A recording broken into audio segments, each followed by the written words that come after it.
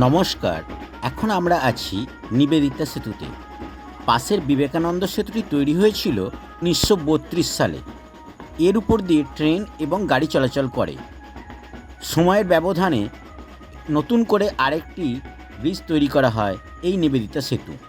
2007 সালের জুলাই মাসে এই নিবেদিতা সেতু চালু করা হয় যানবাহনের চাপকে নেওয়ার জন্য। এই ব্রিজের মাঝে আছে এই রকম 7টি পিলার এবং দুই দিকে রাস্তা। 6 লেনের এই ব্রিজের মোট দৈর্ঘ্য 880 মিটার। সেতুটি বালি এবং দক্ষিণেশ্বরকে যুক্ত করেছে। সেতুর স্তম্ভগুলির উচ্চতা দক্ষিণেশ্বরের মন্দিরের তুলনায় কম রাখা হয়েছে।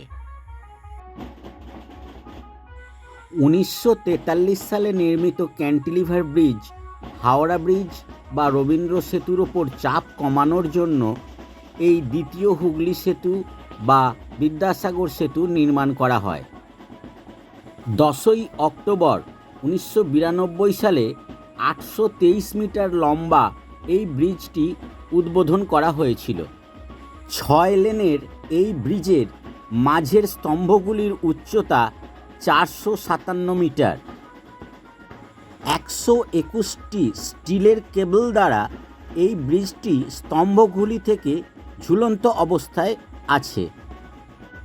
নিচের দিকে এর ক্লিয়ারেন্স হলো 26 মিটার বা 85 ফুট। এর নিচ দিয়ে সহজেই ছোটোখাটো জাহাজ চলাচল করতে পারে। এই দুটি ব্রিজে ফুটপাত থাকলেও তা বর্তমানে মানুষ চলাচল নিষিদ্ধ। এমনকি এই ব্রিজে আপনি গাড়ি দাঁড় করাতে পারবেন না, তা ফাইনযোগ্য অপরাধ। হাওড়া এবং কলকাতার মধ্যে যে 4টি ব্রিজ সংযোগ স্থাপন করেছে তার মধ্যে সর্বাধিক যানবাহন চলাচল করে এই বিদ্যাসাগর ব্রিজের উপর দিয়ে।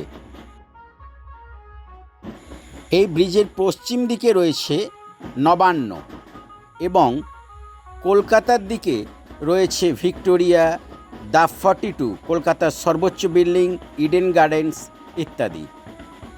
সকলকে জানাই আন্তরিক ধন্যবাদ।